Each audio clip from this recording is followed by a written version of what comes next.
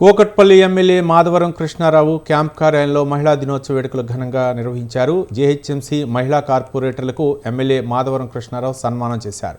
రాష్ట్రంలో మొట్టమొదటిసారిగా మహిళా మనులు 33% రిజర్వేషన్ కల్పించిన నాయకుడు తొలి ముఖ్యమంత్రి కేసీఆర్ అని కొనియాడారు. రాష్ట్రంలో మహిళలకు 2,500 రూపాయలు ఇస్తామని కాంగ్రెస్ పార్టీ మోసం చేసిందని, మహిళలకు బతుకమ్మ పండుగకు రేవంత్ రెడ్డి సర్కార్ మొండిచేయి చూపెట్టారని విమర్శించారు.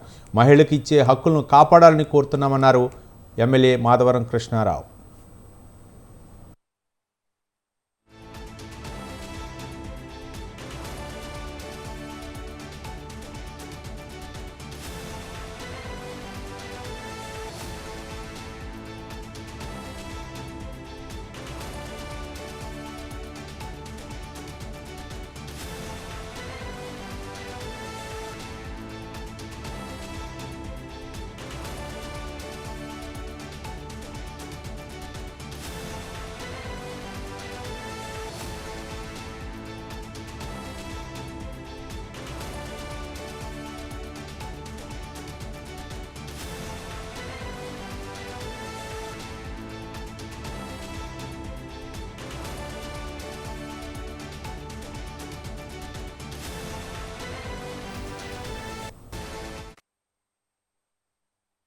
వాళ్ళకు ముఖ్యంగా వాళ్ళకు ఉన్నటువంటి హక్కులను టీఆర్ఎస్ పార్టీ ఇచ్చిన తర్వాత, తెలంగాణ రాష్ట్రం ఏర్పడిన తర్వాత మొట్టమొదటిసారి 33% ఇవ్వాలని చెప్పి తెలంగాణ రాష్ట్ర తరపున, శాసనసభ తరపున, మహిళల తరపున రిజర్వేషన్ కలిగించాలని చెప్పి నా డిమాండ్ చేయడం వల్లనే ఆ రోజున కవిత గారు పెద్ద ఎత్తుగా ఢిల్లీలో ప్రోగ్రాం చేసి, నిరాదీక్షలు చేసి సాధించి దానికి స్పందించినటువంటి కేంద్ర ప్రభుత్వానికి కూడా 33% ఇచ్చినందుకు ధన్యవాదాలు తెలియజేస్తూ దాన్ని ఇంప్లిమెంట్ చేయాలి ఇమీడియట్లీ.